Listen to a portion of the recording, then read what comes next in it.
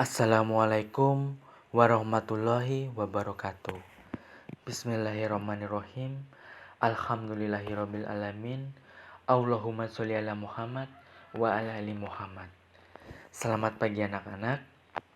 Bagaimana kabar kalian hari ini? Semoga kalian dan keluarga selalu diberikan kesehatan dan dijauhkan dari segala penyakit apapun. Jangan lupa untuk selalu menjaga kebersihan, lalu mencuci tangan ketika ingin melakukan kegiatan apapun. Pada kesempatan hari ini, kita akan belajar materi Bahasa Indonesia kelas 10 Madrasah Aliyah. Materi hari ini adalah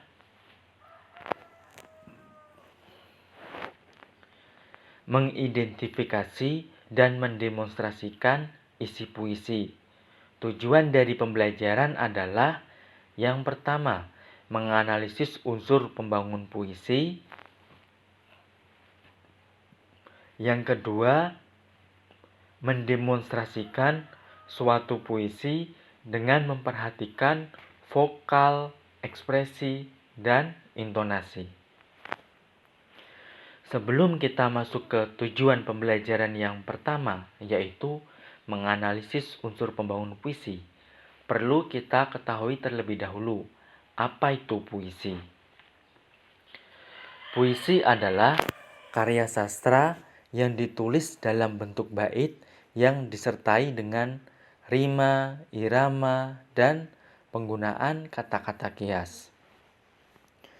Namun di sini juga ada puisi yang tidak disertai oleh rima atau bisa disebut dengan puisi bebas. Apa itu rima?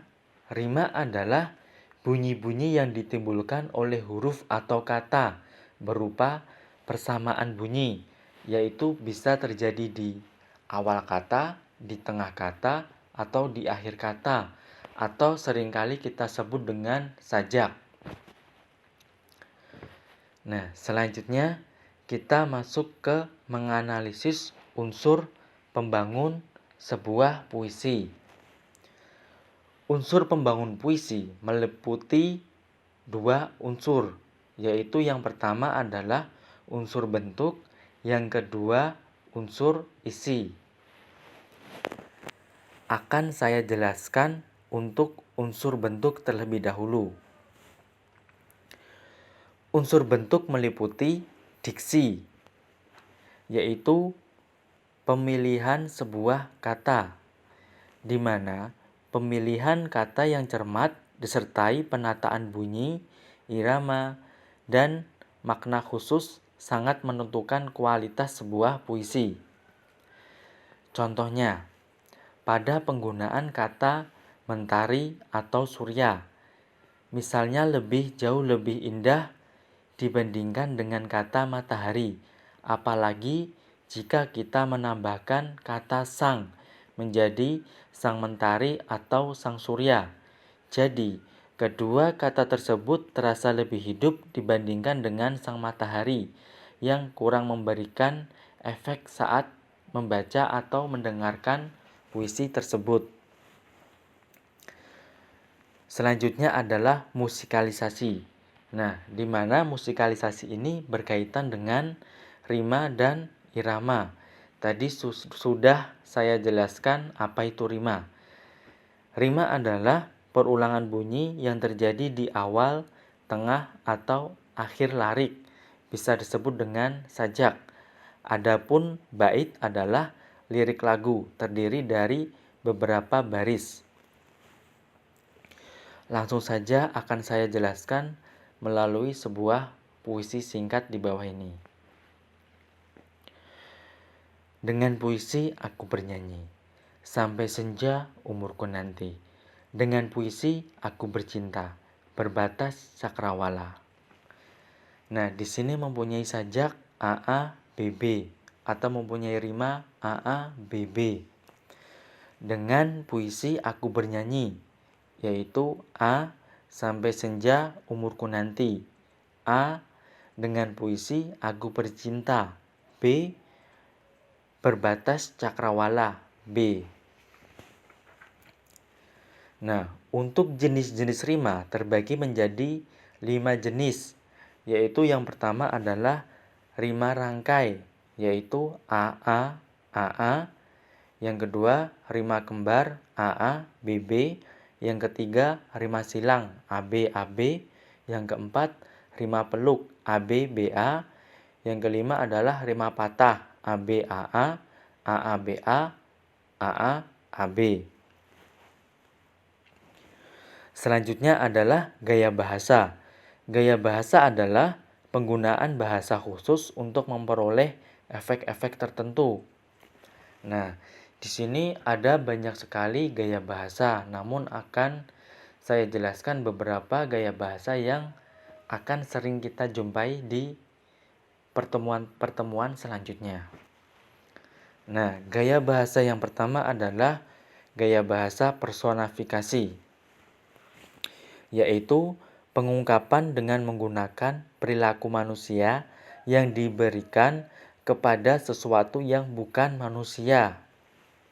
Contohnya, hembusan angin di tepi pantai membelai rambutku.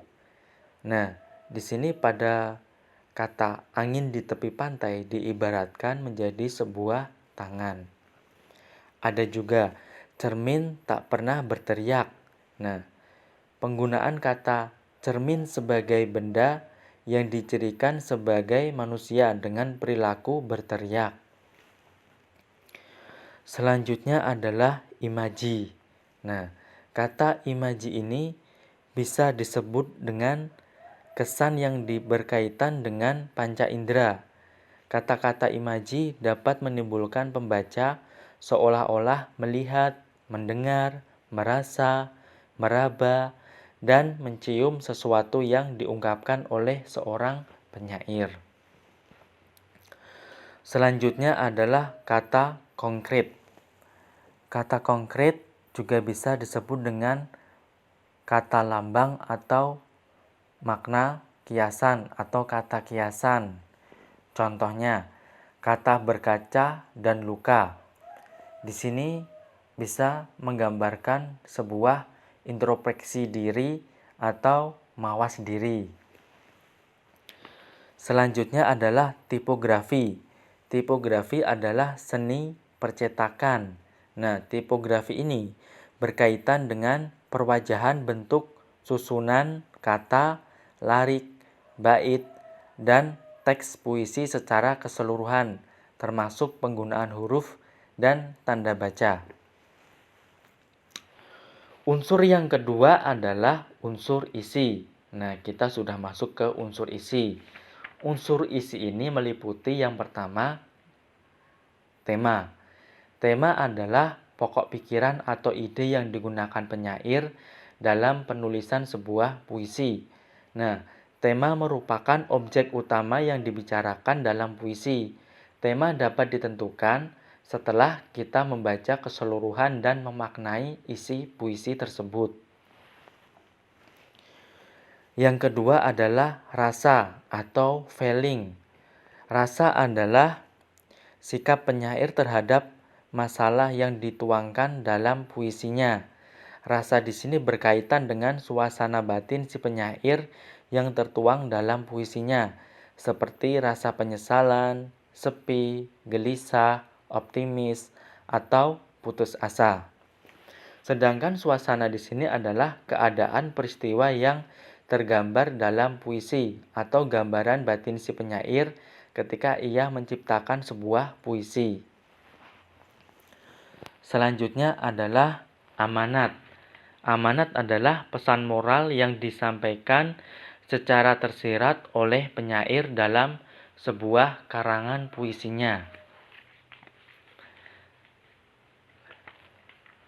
Nah, itu adalah unsur pembangun sebuah puisi. Sekarang kita masuk ke tujuan pembelajaran yang kedua, yaitu mendemonstrasikan suatu puisi dengan memperhatikan vokal, ekspresi, dan intonasi. Nah, sebelum itu, Ana kasih beberapa jenis puisi. Yang pertama ada balada. Balada adalah puisi yang berisi kisah atau cerita rakyat yang mengharukan. Yang kedua adalah elegi. Elegi adalah puisi yang berisi ratapan dan ungkapan duka cita. Yang ketiga adalah roman. Roman adalah puisi yang berisi ucapan rasa cinta atau ungkapan rasa cinta kepada seseorang atau ke kekasihnya. Yang keempat adalah ode. Ode adalah puisi yang berisi pujian atau sanjungan terhadap seseorang atau yang lainnya. Yang kelima adalah himne. Himne adalah puisi yang berisi nyanyian, pujian kepada Tuhan atau yang lainnya. Yang keenam adalah epigram. Epigram adalah puisi yang berisi prosa pendek atau bisa masuk ke puisi yang bebas rima, artinya tidak terikat oleh persamaan bunyi. Yang ketujuh adalah satire. Satire adalah puisi yang berisi sindiran atau kritik tentang kepincangan atau ketidakberesan dalam kehidupan suatu kelompok masyarakat tertentu. Nah, sekarang kita masuk ke mendemonstrasikan suatu puisi dengan memperhatikan vokal, ekspresi, dan intonasi. Yang pertama adalah vokal. Nah, vokal di sini berupa kejelasan pengucapan kata atau bisa kita sebut dengan artikulasi, yaitu tentang bunyi a, i, u, e, o. Nah, di situ ketika kita mengungkapkan sebuah kata harus jelas per kata. Lalu yang kedua adalah intonasi. Intonasi di sini berkaitan dengan tekanan suara, keras lembut, cepat lambat, dan tinggi rendahnya suara. Nah, intonasi di sini dibagi menjadi 3 tekanan, yaitu yang pertama tekanan dinamik, yaitu keras lembut suara pada kata atau bagian yang dipentingkan. Yang kedua adalah tekanan tempo, cepat lambat suara pada kata atau bagian yang dipentingkan. Yang ketiga adalah tekanan nada, yaitu lagu kalimat berupa tinggi rendahnya suara ketika mengucapkan kalimat. Yang ketiga adalah bagaimana cara penghayatan dan ekspresi. Penghayatan di sini adalah penjiwaan terhadap isi puisi, sedangkan ekspresi adalah pengungkapan puisi disertai dengan intonasi suara ataupun gerak-gerik anggota badan ataupun raut muka. Demikian materi dari kami, semoga bermanfaat dan terus semangat belajar. Ada sedikit kata untuk antum semua. Jika jarak hanya memisahkan suatu pertemuan, tidaklah dengan ilmu. Dimanapun, dalam kondisi apapun, tuntutlah ilmu, agar selalu berguna dalam kehidupanmu. Cukup sekian dari saya, semoga bermanfaat. Jangan lupa tadi selalu menjaga kebersihan, jaga kondisi baik-baik. Semoga kita lekas bertemu, saling bertatap muka, saling menyapa, saling mengungkapkan salam. Selalu jaga keluarga. Sekian dari saya. Wassalamualaikum warahmatullahi wabarakatuh.